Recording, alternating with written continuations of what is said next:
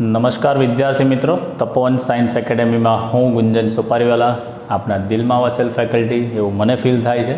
હાર્દિક સ્વાગત કરું છું. મિત્રો, લાસ્ટ વિડીયો લેક્ચરની અંદર આપણે થોડા ઉદાહરણના જે કામના હતા તે કમ્પ્લીટ કર્યા અને સ્વાધ્યાયના બે સારા અગત્યના દાખલા હતા તે પૂરા કર્યા. સ્વાધ્યાયના દાખલાને ઓર આપણે આગળ તરફ લઈ જઈએ. દાખલા નંબર 31 તરફ જઈશું. સ્વાધ્યાયનો દાખલા નંબર 31 આપણા એવું કીધેલું છે, આપણા વિશ્વમાં આધુનિક ખગોળવિદો દ્વારા શોધાયેલ સૌથી દૂરનો પદાર્થ એટલો દૂર છે કે તેના દ્વારા ઉત્સર્જાયેલ પ્રકાશને પૃથ્વી સુધી પહોંચવા માટે અરબ વર્ષ લાગે છે. વિશ્વમાં ખગોળવિદો એવું શોધ કરી છે કે સૌથી દૂરનો પદાર્થ જે બી હશે એટલો બધો દૂર છે કે એમાંથી નીકળતો જે પ્રકાશ છે તેને પૃથ્વી પર પહોંચતા અરબ વર્ષો લાગે છે. એવા પદાર્થોને ક્વાસર કહેવામાં આવે. ભણશો તમે આગળ એન્ટ્રન્સ લેવલ પર અથવા તો રિસર્ચ લેવલ પર જાઓ તો ક્વાસર એને કહેવામાં આવે. આ પદાર્થોના કેટલાક રહસ્ય લક્ષણો છે જેનો આજ સુધી કોઈ સંતોષકારક રીતે હજી પણ સમજૂતી મળી નથી. રિસર્ચો ચાલુ છે. આવા એક ક્વાસરમાંથી ઉત્સર્જાતો પ્રકાશને આપણા સુધી પહોંચતા 3 અબજ વર્ષ લાગે છે. એટલે ત્યાંથી દૂરના અંતરથી આવતા પૃથ્વી પર આવતા કેટલા વર્ષ લાગે છે? 3 અબજ વર્ષ લાગે છે. તો તેનું અંતર આપણે શોધવાનું છે કિલોમીટરમાં. એનું અંતર આપણે કિલોમીટરમાં શોધવાનું છે. તો તમને ક્વાસરમાંથી પૃથ્વી સુધી પહોંચતા લાગતો સમય આપેલો છે. ક્વાસરમાંથી પૃથ્વી સુધી પહોંચતા લાગતો સમય t that is equal to 3 અબજ વર્ષ તમને આપેલું છે. 3 અબજ એટલે 3 ગુણ્યા 10⁹ તમે લખી શકો. 3 ગુણ્યા 10⁹ વર્ષ. હવે પૃથ્વી પર પહોંચે તો પ્રકાશ જે બી આવશે તે શૂન્ય અવકાશમાં કેમ હવામાં પ્રકાશની ઝડપ કેટલી? 3 ગુણ્યા 10⁸ મીટર પર સેકન્ડથી આવશે. એટલે તમારે કમ્પલસરી, હું બોલું છું મીટર પર સેકન્ડ બેટા, એટલે વર્ષને તમારે પહેલાં શેમાં ફેરવું પડે? સેકન્ડમાં ફેરવવું જરૂરી છે. તો 3 ગુણ્યા 10⁹ વર્ષ તો છે. એક વર્ષના કેટલા દિવસ? 365 દિવસ. એટલે 365 વડે ગુણેલા દિવસમાં આવી ગયું. એક દિવસના 24 કલાક એટલે ગુણ્યા 24. 1 કલાકની 60 મિનિટ ગુણ્યા 60 સેકન્ડ. એટલે આ જવાબ હવે શેમાં આવી જશે બેટા? સેકન્ડમાં આવી જશે. બરાબર. હવે આપણને પ્રકાશનો વેગ તો ખબર જ છે. પ્રકાશનો વેગ c બરાબર 3 ગુણ્યા 10⁸ મીટર પર સેકન્ડ. આનો મતલબ શું થાય બેટા? પ્રકાશને 3 ગુણ્યા 10⁸ મીટર જેટલું અંતર કાપવા માટે 1 સેકન્ડ લાગે છે. બરાબર. એટલે 1 સેકન્ડમાં આટલું અંતર કાપે તો આપણી પાસે આ સમયગાળો છે. આ સમયગાળામાં કેટલું અંતર કાપશે? બરાબર. ચાલો આપણે એને કિલોમીટરમાં ફેરવવું હોય તો આ 3 ગુણ્યા 10⁵ ગુણ્યા 10⁵ આવું લખું છું. આ 10⁵ એટલે કિલોમીટર થઈ ગયું. એટલે 3 ગુણ્યા 10⁵ કિલોમીટર પર સેકન્ડ આપણે લખી શકીએ છીએ. હવે આપણી પાસે સૂત્ર છે, યાદ કરો દીકરા, વેગ બરાબર અંતરના છેદમાં સમય. તો આના પરથી આપણે અંતર શોધવું હોય તો અંતર બરાબર વેગ ગુણ્યા શું લખી શકાય છે? સમય. વેગ આપણને ખબર છે 3 ગુણ્યા 10⁵ આવી ગયો. સમય આ આખો લખી દઉં છું. 3 ગુણ્યા 10⁹ ગુણ્યા 365 ગુણ્યા 24 ગુણ્યા 6 6 3600 હું ડાયરેક્ટ લખી દઉં છું. 60 ગુણ્યા 60 માં લખ્યા છે દીકરા 3600. તો જવાબ આવે છે 2.8 ગુણ્યા 10⁻22. 2.8 ગુણ્યા 10⁻22 કિલોમીટર આવે છે. તો ડેટ મીન્સ એ આટલું અંતર કાપીને આવશે તેવું આપણે કહી શકીએ છીએ. બરાબર. એટલે ક્વાસર એટલે યાદ રાખવાનું, પૃથ્વીથી ઘણો દૂરનો એક પદાર્થ છે જેમે પૃથ્વી પર એનામાંથી ઉત્સર્જાતા કિરણો આવતા આટલો સમય, આટલા વર્ષ લાગતા હોય તો કેટલું કિલોમીટર અંતર કાપીને આવશે? આટલું કિલોમીટર અંતર કાપીને આવશે તેવું આપણે કહી શકીએ છીએ. બરાબર. ચાલો નેક્સ્ટ 2.30 તરફ આગળ વધીએ. દાખલો નાનો છે તો અહીંયા જ આપણે કરી લઈશું. સ્વાધ્યાયનો દાખલા નંબર 30. પાણીની નીચે રહેલી વસ્તુને શોધવા માટે તેમજ તેમના સ્થાન નક્કી કરવા માટે સોનાર પદ્ધતિ, બેટા બહુ સારી પદ્ધતિ છે. Sound navigation and ranging. શું થતું એમાં? જે આખી સિસ્ટમ હોય એમાંથી કિરણોને પાણીમાં છોડવામાં આવે એટલે નીચે તરફ જશે કિરણ. અથડાઈને જો જલ્દી પાછા આવી જાય તો સમજી જાય કે નીચે કંઈક ને કંઈક ખનિજ તત્વો જે બી છે તે એટલા નીચે નથી, બહુ ઊંડાણમાં નથી. એટલે આ જે સિસ્ટમમાં શું થાય, કિરણો અથડાઈને પાછા આવે, રિફ્લેક્ટ થઈને આવે. એટલે આપણને ખબર પડી શકે કે બહુ જો દૂર સુધી જતા હોય, લાંબા સમયગાળા આવતા હોય તો સમજ પડે કે બહુ ઊંડે છે, અને જલ્દી આવે તો ખબર પડી કે નીચે કંઈક ને કંઈક જલ્દી છે જ, એવું આપણને ખબર પડી શકે છે. તો મેઇન વસ્તુ આ સોનારમાં અલ્ટ્રાસોનિક તરંગોનો ઉપયોગ થાય છે. તરંગો છોડવામાં આવે ને તે અલ્ટ્રાસોનિક તરંગો આવે. એક સબમરીન સોનારથી સુસજ્જ છે, જેના દ્વારા ઉત્પન્ન થતા સંશોધક તરંગ અને દુશ્મન સબમરીન પરથી પરાવર્તિત અને પ્રતિધ્વનિની પ્રાપ્તિ વચ્ચેનો સમય, એટલે ડેટ મીન્સ તરંગ જાય છે અને પરાવર્તિત થઈને પાછી આવે છે, તેનો સમયગાળો આપેલો છે 77 સેકન્ડ તમને આપેલો છે. કેટલો સમયગાળો આપ્યો છે બેટા? 77. એટલે હું અહીંયા લખું છું સમય T, date is equal to 77 second ગાળો સમય તમને આપેલો છે. તો શત્રુની સબમરીન કેટલી દૂર હશે, એટલે જે બીજી સબમરીન જે છે કેટલી દૂર છે તે આપણને ખબર પડી શકે. પાણીમાં ધ્વનિની ઝડપ એટલે વી આપી દીધેલી છે 1450 મીટર પર સેકન્ડ તમને આપી દીધેલું છે. હવે સમજો બેટા, હું એક્ઝામ્પલ લઉં છું. અહીંયા એક સબમરીન છે, અહીંયા બીજી સબમરીન છે, બરાબર છે. બીજી સબમરીન એટલે પાણીની અંદર છે. હવે અહીંયાથી હું કિરણો છોડું છું ને અથડાઈને પાછા આવે છે, તો અહીંયાથી આ જાય ત્યારે અંતર ડી કાપે, અથડાઈને પાછું આવે ત્યારે અંતર ડી કાપે. તો કિરણ અહીંયાથી આમ અથડાઈને પાછું આવે તો ટોટલ અંતર કેટલું કાપે છે? ડી જેટલું અંતર કાપે છે. કેટલું અંતર કાપે છે? ડી પ્લસ ડી, સોરી કેટલું અંતર કાપે બેટા? 2D જેટલું અંતર કાપે છે. તો આપણી પાસે સૂત્ર છે જ, વેગ બરાબર કાપેલું અંતર. અંતર કેટલું છે બેટા? અહીંયા 2D, તે માટે લાગતો સમય ટી છે. અહીંયા ખબર પડી ગઈ? તો અહીંયા મારે 2D અંતર શોધવાનું છે, તો 2D બરાબર વેગ ગુણ્યા સમય. આ અંતર 2D એટલે શું? કિરણ ગયું અને પાછું આવ્યું તે છે. આપણે તો બે સબમરીન વચ્ચેનું જ અંતર શોધવાનું છે, એટલે આપણે તો ડી જ શોધવાનો છે. તો બેને અહીંયા નીચે મૂકી દો, એટલે અહીંયા સૂત્ર બની જશે દીકરા તમારું ડી બરાબર વેગ ગુણ્યા સમય, અને ભાગ્યા કેટલા થઈ જશે? 2. તો વેગ તો તમારી પાસે છે 1450, સમય તમારી પાસે છે 77 સેકન્ડ ભાગ્યા 2. તમે સાદરૂપ આપશો તો ડી ઇઝ ઇક્વલ ટુ તમને જવાબ મળે છે 55,825 મીટર. 55,825 મીટર. અને તમારે કિલોમીટરમાં ફેરવવું હોય તો તમે એને ફેરવી શકો છો, બરાબર. ચાલો, તો આ હતી વાત દીકરો આપણી સોનાર સિસ્ટમની આધારે કિરણ જઈને પાછું આવે છે, એના પરથી કેટલું અંતર છે તે આપણને મળી શકે છે. તો દાખલામાં એવું નવું કંઈ હતું નહીં, આ બેઝિક સૂત્રના આધારે જ આપણે સોલ્વ કરી શકીએ છીએ. ચલો, ત્યારબાદ આગળ જોઈએ આપણે 2.29 તરફ જોઈએ. સ્વાધ્યાયનો દાખલા નંબર 29. લેસર પ્રકાશનો અત્યંત તીવ્ર, એકરંગી તથા એક દિશ એટલે એક જ દિશામાં જવું કિરણપુંજનો સ્ત્રોત છે. લેસરના આ ગુણોનો ઉપયોગ લાંબા અંતરના માપન માટે થાય છે. ખૂબ મોટા અંતરના માપન માટે થાય, કારણ કે લેસરના જે કિરણો બેટા બહુ દૂર અંતર સુધી જતા હોય. તમે તમારા ઘરમાંથી સામેના બિલ્ડિંગમાં બી જો લેસરની તીવ્રતા વધારે હોય તો દૂરના ઘરમાં પણ તમે સ્પોટ પાડી શકો છો. એટલે ખાસ એની તીવ્રતા હોય છે. લેસરનો પ્રકાશીય સ્ત્રોત તરીકે ઉપયોગ કરીને પૃથ્વીનું ચંદ્રથી અંતર આપણે ખૂબ જ સચોટતાપૂર્વક મપાઈ ચૂક્યું છે. લેસર પ્રકાશીય કિરણપુંજ ચંદ્રની સપાટીથી પરાવર્તન પામીને, એટલે હું પૃથ્વી પર છું, ચંદ્રની સપાટી પરથી અથડાઈને પાછું આવે છે. અંતર કેટલું થવાનું? હું પૃથ્વી પર, લેસરનું ટોર્ચ મેં ચાલુ કર્યું, ચંદ્ર પર ગયું, ત્યાંથી અથડાઈને પાછું આવ્યું, તો અહીંયાથી ગયું તો ડી અંતર, ત્યાંથી અથડાઈને પાછું તો પાછું ડી અંતર, એટલે ડી પ્લસ ડી કેટલું અંતર થવાનું? અહીંયા પણ 2D અંતર થવાનું, બરાબર. તો પૃથ્વીની ફરતે ચંદ્રની કક્ષાની તમારે ત્રિજ્યા શોધવાની છે. ત્રિજ્યા એટલે પેલો ખૂણો બરાબર ચાપ છેદમાં ત્રિજ્યા, અંતર જ આપણે શોધવાનું છે, તે આપણે જોવાનું છે. કિરણ જશે તો કિરણની ઝડપ તો પ્રકાશની ઝડપ હશે તે જ રહેશે.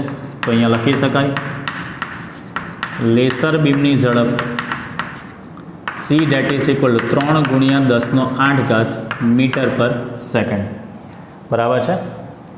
આપણે ડી લઈએ છીએ. ડી બરાબર ચંદ્ર અને પૃથ્વી વચ્ચેનું અંતર, ચંદ્ર અને પૃથ્વી વચ્ચેનું અંતર આપણે લઈએ છીએ. વાંચો રકમમાં કેટલો સમયગાળો લાગે છે? 2.56 સેકન્ડ. એટલે મેઇન વસ્તુ ટી બરાબર આ 2.56 સેકન્ડમાં લેસર બીમે કાપેલું અંતર કેટલું થવાનું? 2.56 સેકન્ડ અહીંયા લખો છો. અહીંયા આ સમયગાળામાં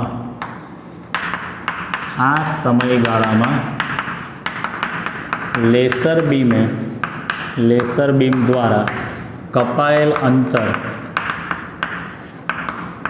ઇઝ ઇક્વલ ટુ કેટલું થવાનું? 2D. બરાબર. તમને પૂછ્યું છે પૃથ્વીની ફરતે ચંદ્રની કક્ષાની ત્રિજ્યા એટલે ડી તમારે શોધવાનું છે. ફરી પાછું તો આ જ સૂત્ર થવાનું ને બેટા, વેગ બરાબર 2D ના છેદમાં t. આપણે અહીંયા ડી શોધવાનો છે તો હું ડાયરેક્ટ શોધી કાઢું છું. ડી બરાબર વેગ ગુણ્યા સમય ભાગ્યા કેટલો થશે ભાઈ? 2. વેગ ગુણ્યા સમય ભાગ્યા 2. વેગ તો તમારી પાસે છે જ 3 ગુણ્યા 10⁸. સમયગાળો 2.56 ભાગ્યા 2 એટલે ડીનો તમને જવાબ મળે છે બેટા 3.84 10⁸ મીટર. 3.84 ગુણ્યા 10⁸ મીટર.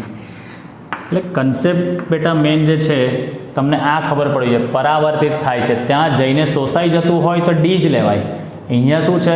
અથડાઈને પરાવર્તિત થઈને પાછું આવે છે એટલે ડી પ્લસ ડી ટોટલ કેટલું થવાનું? અંતર દીકરા 2D થશે. આ તો મેઇન દાખલાનો અહીંયા કન્સેપ્ટ. બરાબર. ચાલો મેઇન આગળ વધીએ આપણે ફરી પાછા. આ દાખલા તમારે નોટબુકમાં કમ્પ્લીટ કરવાના છે. જે મેથડ આપેલી છે આજે છે આકૃતિ દોરી રાખવાની કે જેથી જ્યારે પણ ભવિષ્યમાં ભૂલથી નોટ તમે જુઓ તો તમને ખબર પડવી જોઈએ. બરાબર. ચાલો આગળ વધીએ આપણે.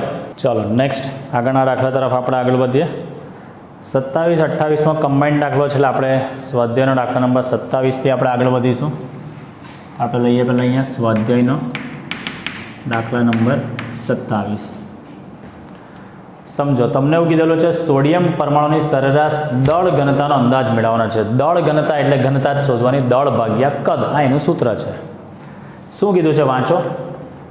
ધારી લો કે તેનું પરિમાણ એટલે યાદ રાખવાનો એનો વ્યાસ કહેવાશે આખો. પરિમાણ એટલે એનો વ્યાસ, પરમાણુ હોય તેનો આખો વ્યાસ. એટલે સોડિયમ પરમાણુનો વ્યાસ તમને આપી દીધો છે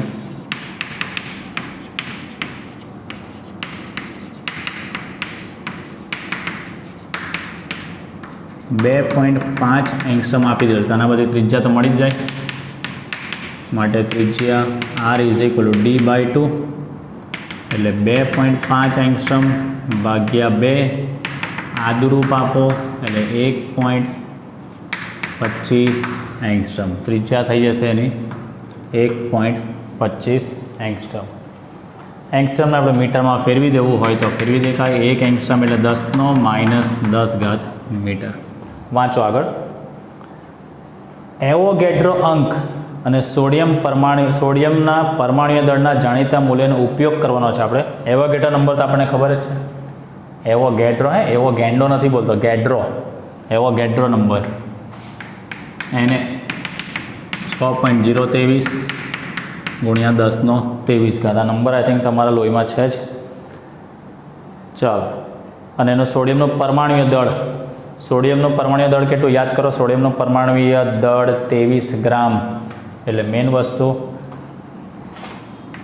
સોડિયમનું આ તમને પરીક્ષામાં આપવું પડે. પરમાણુય દળ જો ખબર હોય તો ઠીક છે, નહીં તો વાંધો નહીં. 23 ગ્રામ એટલે 1 મોલ સોડિયમ હોય તો તેનો પરમાણુય દળ 23 થાય. સોડિયમના સ્ફટિક સ્વરૂપની ઘનતા 970 છે. તેની સરખામણી કરો તો પહેલાં તો આપણે સોડિયમ પરમાણુની ઘનતા શોધવાની છે. તો ઘનતા એટલે દળ ભાગ્યા કદ. તો મારે તો મેઇન વસ્તુ અહીંયા પહેલાં શું શોધવું પડશે? આપણે કદ શોધવું પડશે કે 1 મોલ તમારી પાસે સોડિયમ હોય, આ પરમાણુ 23 ગ્રામ પ્રતિ શું કહેવાય દીકરા? આ મોલ કહેવાય. 23 ગ્રામ પ્રતિ મોલ એટલે 1 મોલ તમારી પાસે સોડિયમ પરમાણુ હોય તો તેનું દળ તમારું 23 ગ્રામ થાય. બરાબર છે. હવે આપણે કદ શોધવું છે તો આખું એનું કદ, ગોળાકારનું કદ કેટલું થાય? ગોળાકાર વસ્તુનું કદ કેટલું થાય? 4/3 πr³. 4/3 πr³. તો એમાં કેટલા તમારી પાસે અણુઓ છે તે પણ મારે શોધવા પડશે ને. એટલે મારે અહીંયા શું શોધવું પડશે? પહેલાં તો કે 1 મોલ પરમાણુનું કદ કેટલું છે તે મારે શોધવું પડશે. તો અહીંયા આપણે સૌથી પહેલાં તો શું શોધવું પડે દીકરા? અહીં 1 મોલ જે પરમાણુ છે એ 1 મોલ પરમાણુનું કદ આપણે શોધવું પડશે. V is equal to 1 mall એટલે કેટલા અણુઓ હોય? એવોગેડ્રો નંબર જેટલા. અને એકનું કદ કેટલું? 4/3 પાયર ક્યુબ. કારણ કે સોડિયમ પરમાણુ દળ શેમાં છે બેટા? 23 ગ્રામ પ્રતિ મોલ. 1 મોલ એટલે કેટલા અણુઓ થાય? એવોગેડ્રો નંબર જેટલા. તો એકનું આટલું થાય 4/3 પાયર ક્યુબ. એકનું આટલું તો એવા એવોગેડ્રો નંબરના કેટલા થાય? તો ગુણ્યા શું કરવું પડે? એવોગેડ્રો નંબર આપણે કરવો પડે. તો એવોગેડ્રો નંબર 6.023 10^23 ગુણ્યા 4/3 પાઈની જગ્યાએ 3.14 ગુણ્યા ત્રિજ્યાનો ઘન. ત્રિજ્યા 1.25 10^-10 આપણે લખી શકીએ છીએ. બરાબર. હવે આ રહેવા દો. છેલ્લે તમે સાદરૂપ આપો તો પણ કંઈ વાંધો નહીં. હવે આપણે ડાયરેક્ટ શોધી કાઢીએ શું ભાઈ? દળ ઘનતા. સોડિયમ પરમાણુની દળ ઘનતા. ઘનતા ઇઝ ઇક્વલ ટુ શું લખી શકાય? દળ ભાગ્યા કદ. દળ તમારી પાસે છે 23 ગ્રામ પ્રતિ મોલ એટલે કિલોગ્રામમાં ફેરવવું પડશે. એટલે 23 ગુણ્યા 10^-3 અને કદ એટલે આખી કિંમત લખી દઉં. 6.023 ગુણ્યા 10^23 ગુણ્યા 4/3 ગુણ્યા 3.14 ગુણ્યા 1.25 10^-10 સાદરૂપ તમે આપશો તો તમને જવાબ મળે છે 4.67 ગુણ્યા 10^3. 4.67 ગુણ્યા 10^3 કિલોગ્રામ પર મીટર ક્યુબ. હા, એનો જવાબ આવી ગયો. સોડિયમ પરમાણુની દળ ઘનતાનો અંદાજ મેળવી લીધો. વાંચો આગળ રકમને. તમને કીધું છે સોડિયમના સ્ફટિક સ્વરૂપની ઘનતા 970 કિલોગ્રામ પર મીટર ક્યુબ સાથે તેની સરખામણી કરો. સોડિયમ પરમાણુના સ્ફટિક. ચાલો દાખલો કન્ટિન્યુ છે તો અહીંયા લખી શકીશું સોડિયમ સ્ફટિકની ઘનતા 970 કિલોગ્રામ પર મીટર. કિલોગ્રામ જ છે ને? કેજી પર મીટર ક્યુબ છે. હા, હવે અહીંયા કેવું 10^3 આવ્યો? તમને 10^3 ફેરવી દઉં તો શું સમજવાનું દીકરા? અહીંયા 3 મારે ફેરવવું હોય 970 છે તો અહીંયા 0.0 લખાય કે નહીં? 10^3 એટલે પોઈન્ટની ડાબી બાજુ ખસોડે એટલે 1, 2 અને 3 એટલે અને આવું લખી શકું 0.97 ગુણ્યા 10^3 કેજી પર મીટર ક્યુબ લખી શકાય. હવે તમે જોઈ શકો છો બેટા સોડિયમના સ્ફટિકની ઘનતાનો બેઝ જે છે એ પણ 10^3 આધારમાં છે અને સોડિયમ પરમાણુની ઘનતા પણ 10^3 આધારમાં છે. એટલે બંનેના ઘાતના ઓર્ડર તો કેવા છે? સરખા જ છે. તો વાંચો રકમ. તેની સરખામણી કરો તો અહીંયા લખી શકાય બંનેની ઘનતા એટલે સોડિયમ સ્ફટિકની ઘનતા અને સોડિયમની દળ ઘનતા બંનેના ઘાતના ક્રમ તો કેવા છે? સરખા જ છે. શું બંને ઘનતાનું માન સમાન ક્રમનું હોઈ શકે? તો હા, માન એટલે મૂલ્ય એપ્રોક્સ કેવા છે? તમે આ 0.97 છે ને આ 4.67 છે. બરાબર. એટલે એપ્રોક્સ કેવા છે? સમાન જેવા છે તમે કહી શકો છો. એટલે ઘન સ્વરૂપની અંદર જ આ વસ્તુ તમને જોવા મળશે. બરાબર. એટલે ઘન સ્વરૂપમાં તેનું બંધારણ કેવું છે? એકદમ સખત છે તેવું તમે કહી શકો છો. આ સ્ફટિક સ્વરૂપ છે, આ એની દળ ઘનતા ઘન સ્વરૂપમાં છે. એટલે કહેવાનો કન્સેપ્ટ કે ઘન સ્વરૂપમાં તેનું બંધારણ સખત છે તેવું તમે કહી શકો છો. સમજવા માટે હતું. લખો નહીં લખો એવું કોઈ મેજર પ્રશ્ન નથી. હવે આના પરથી જ આપણે 28મો દાખલો જે છે તેને આપણે કન્ટિન્યુ કરવાનો છે. તો હું અહીંયા જ કન્ટિન્યુ કરી દઉં છું. સ્વાધ્યાયનો દાખલા નંબર 28. કદાચ વચ્ચે ઇરેઝ કરવાનું થાય તો આ ડેટા તમારે નોટમાં લખેલા હોય તો બેટા તમારે મને મદદમાં આપ કહેવાનું રહેશે. સમજો, ન્યુક્લિયર માપક્રમ પર લંબાઈનો અનુકૂળ એકમ ફર્મી છે. હવે ફર્મી એટલે આમ તો આપણને ખબર જ છે કે 1 ફર્મી એટલે 10^-15 મીટર થાય. આવું આપણા લોહીમાં છે. ન્યુક્લિયસનું પરિમાણ નીચે આપેલ આનુભવિક સમીકરણને સામાન્ય રીતે અનુસરે છે. ન્યુક્લિયસની ત્રિજ્યાનું સમીકરણ છે. ત્રિજ્યા R is equal to R0 into A⁻1/3. જ્યાં A એટલે શું કહેવામાં આવે છે ખબર? પરમાણુ દળાંક. એ એટલે કહેવામાં આવે છે દીકરા પરમાણુ દળાંક કહેવામાં આવે છે. પરમાણુ દળ એટલે ખબર ને? પ્રોટોન અને ન્યુટ્રોનની સંખ્યાનો સરવાળો. પરમાણુ દળાંક ભૂલી ગયા? ચાલો, R0 તમને આપી દેલું છે કે અચળાંક છે 1.2 ફર્મી. R0 જે છે તે તમને આપી દીધેલું છે 1.2 ફર્મી. આ ફિક્સ મૂલ્ય છે. 12માં સૂત્ર છે બેટા, 13મા ચેપ્ટરમાં કરીશું ત્યારે આવશે ત્યારે. તમને કીધું છે કે દર્શાવો કે આ નિયમ સૂચવે છે કે કોઈ પણ ન્યુક્લિયસની દળ ઘનતા અચળ હોય છે. કોઈ પણ ન્યુક્લિયસની દળ ઘનતા અચળ હોય છે. દળ ઘનતા બેટા અચળ એટલે શું કે આપણે જે બી સૂત્રથી સાબિત કરીશું ને એમાં ત્રિજ્યાનો ઉલ્લેખ નહીં થવો જોઈએ, કારણ કે દરેક પરમાણુની ત્રિજ્યા કેવી હોય દીકરા? અલગ અલગ હોય. જો સૂત્રમાં ત્રિજ્યાનો ઉલ્લેખ આવશે તો સ્વાભાવિક વસ્તુ છે કે દળ ઘનતા અલગ અલગ આવશે જ, પણ આપણે એવી રીતે સાદરૂપ આપીશું કે સૂત્રમાં અંદર કશે પણ ત્રિજ્યાનો ઉલ્લેખ થશે નહીં. જોઈએ આપણે, હું તમને બતાવું.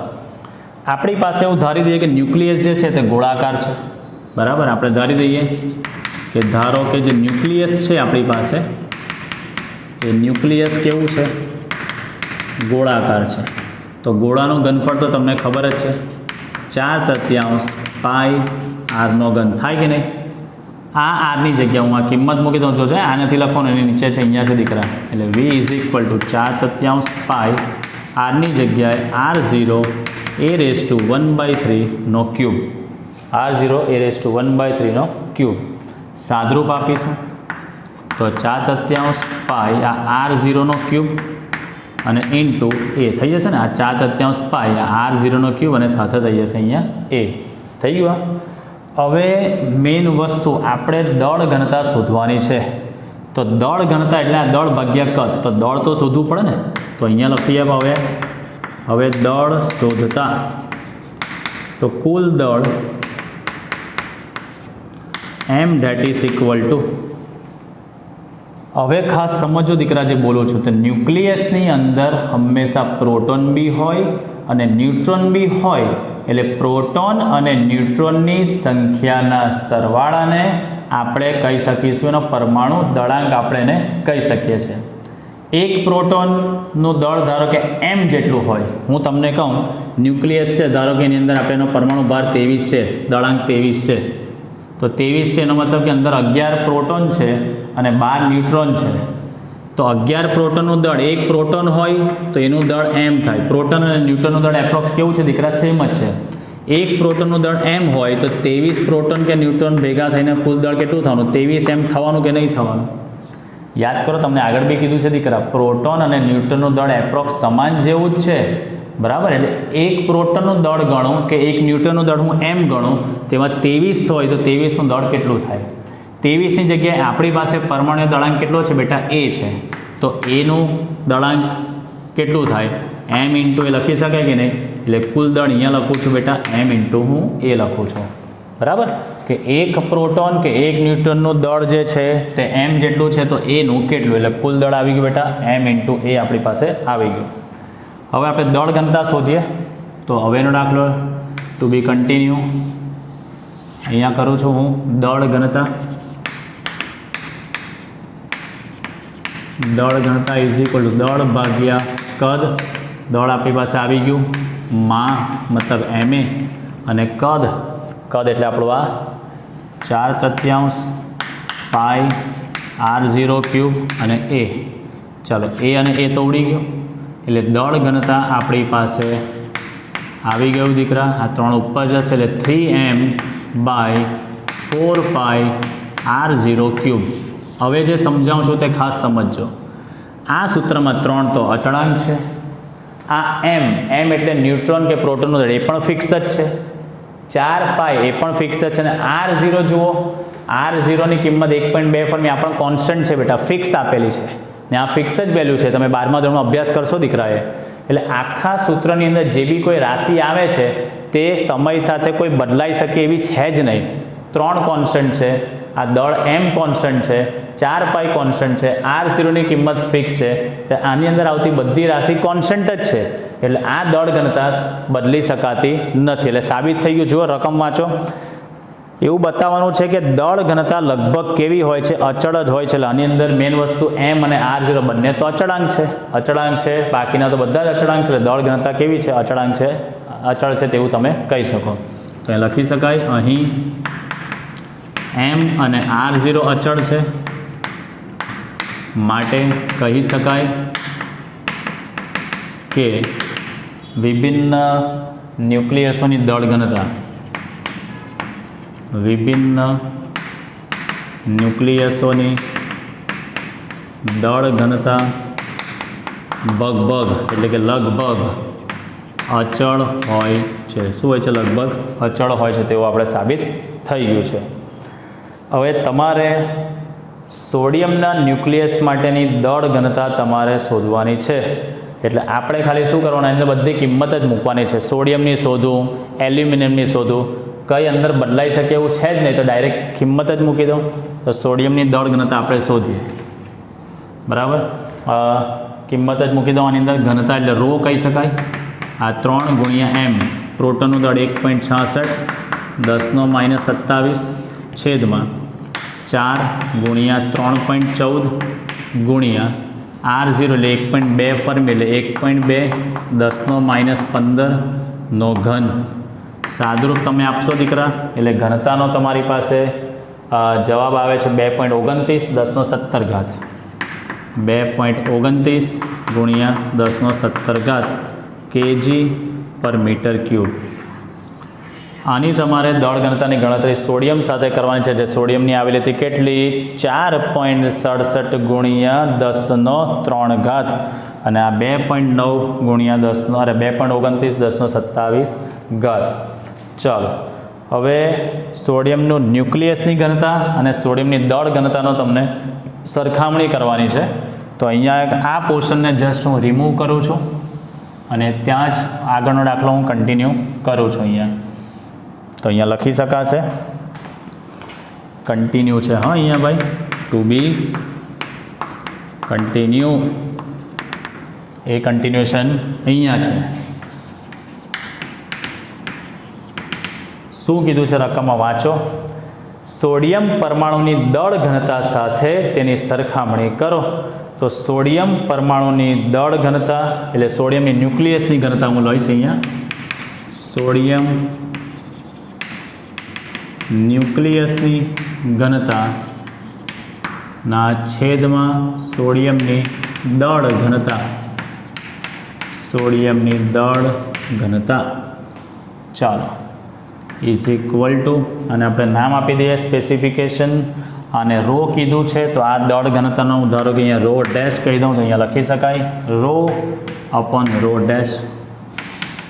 તો રો અપોન રો ડેશ, રોની કિંમત તમારી પાસે છે, જુઓ રો તમે શોધેલો છે 2.29 10⁻17 2.29 ગુણ્યા 10⁻17 અને રો ડેશ 4.67 ગુણ્યા 10⁻3 માટે rho by rho dash that is equal જવાબ આવે છે બેટા એનો 4.9 ગુણ્યા 10⁻13 4.9 ગુણ્યા 10⁻13. તો આને આપણે આવું લખી શકીએ રો ઇઝ ઇક્વલ ટુ 4.9 ગુણ્યા 10⁻13 ઇન્ટુ રો ડેશ. આ રો ડેશ ઉપર ગુણાશે. રો ડેશ શું છે? આ તો આનો મતલબ કે ન્યુક્લિયસની ઘનતા જે રો છે, ન્યુક્લિયસની ઘનતા જે રો છે એ ન્યુક્લિયસની સોડિયમના ન્યુક્લિયસની ઘનતા એ સોડિયમની દળ ઘનતા કરતાં 10⁻13 ગણી છે તેવું તમે કહી શકો. આ રો એટલે ન્યુક્લિયસની ઘનતા, કોઈ પણ ન્યુક્લિયસ, અહીંયા સોડિયમ છે તો નામ બોલી દીધું સોડિયમ.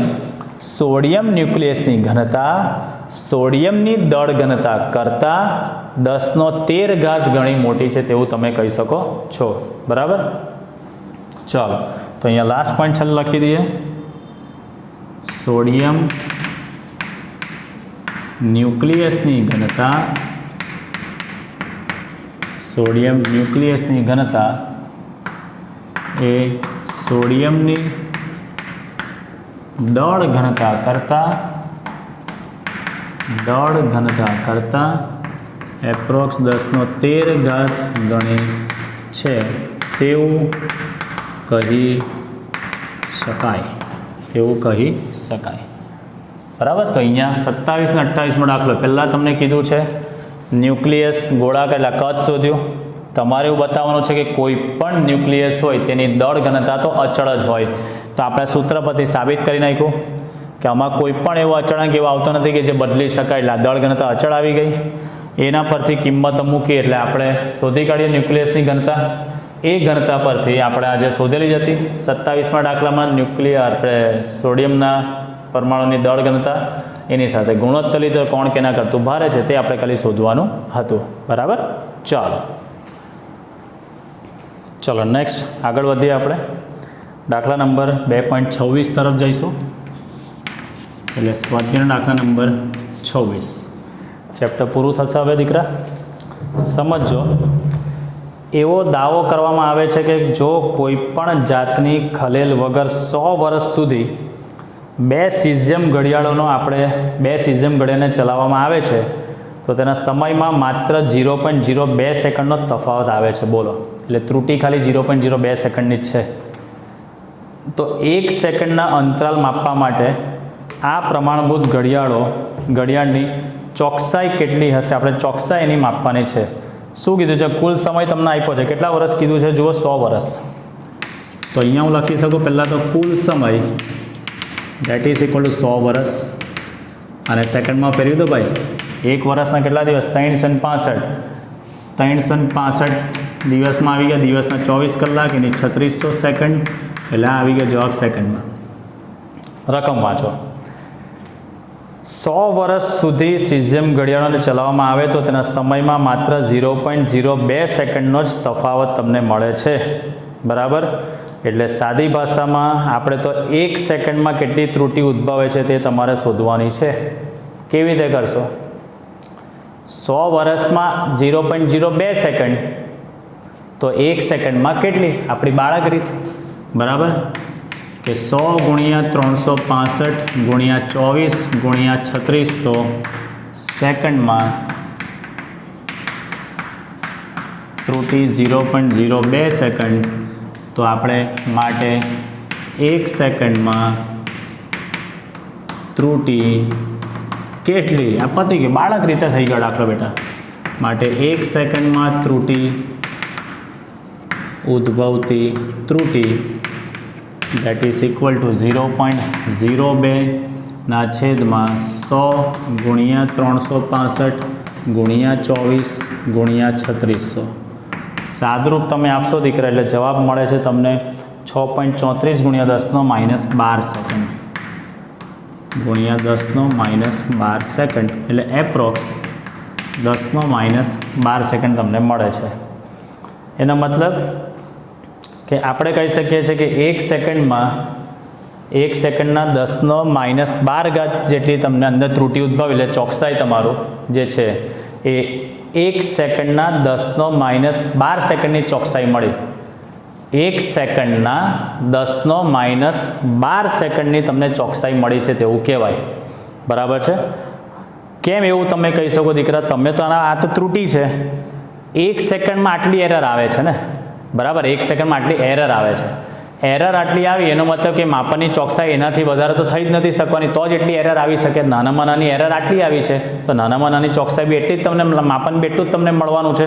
તો આપણે કહી શકીએ કે તેથી અહીંયા લખી શકાય 1 સેકન્ડના, શોર્ટમાં લખી દઉં છું, 1 સેકન્ડના 10⁻12 સેકન્ડની ચોકસાઈ 1 સેકન્ડના 10⁻12 સેકન્ડની ચોકસાઈ હોઈ શકે. ચોકસાઈ હોઈ શકે. થઈ ગયું. ચલો નેક્સ્ટ સ્વાધ્યાયના 26 દાખલા તરફ વધીએ. તમને હું કીધેલું છે બેટા, એવો દાવો કરવામાં આવે છે કે કોઈ પણ જાતની ખલેલ વગર 100 વર્ષ સુધી, એટલે કુલ સમય આપ્યો છે તમને 100 વર્ષ, એને સેકન્ડમાં ફેરવી દઉં છું. એટલે 100 ગુણ્યા એને વર્ષને દિવસમાં ફેરવું, દિવસને કલાકમાં ફેરવું, કલાકને 3600 સેકન્ડ વડે ગયું, લાખનો જવાબ સેકન્ડમાં આવી ગયો. બે સીઝિયમ ઘડિયાળને જો ચલાવવામાં આવે છે તો સમયમાં માત્ર 0.02 સેકન્ડનો તફાવત જોવા મળે છે. એટલે એને તમે કહી શકો છો સમયનો તફાવત 0.02 સેકન્ડનો આપેલો છે, એને તમે ત્રુટિ બી કહી શકો છો, અથવા તો અહીંયા હું લખું છું 1 સેકન્ડમાં ઉદ્ભવતો તફાવત. કેમ કે અહીંયા તમને કહું છું, અહીંયા સમજો.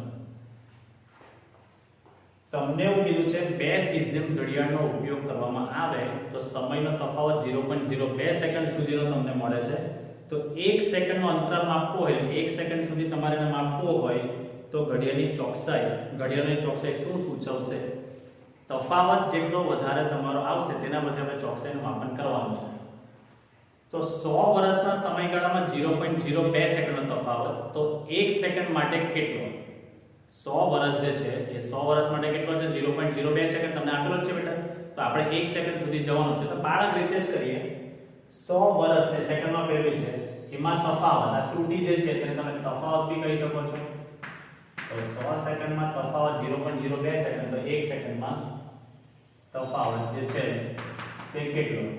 તો 1 સેકન્ડમાં ઉદ્ભવતો તફાવત 0.02 ભાગ્યા કરશો એટલે એપ્રોક્સ 10 - 12 સેકન્ડ જેટલું તમને મળી શકે છે. કેટલું મળે છે બેટા? 10 - 12 સેકન્ડ જેટલું.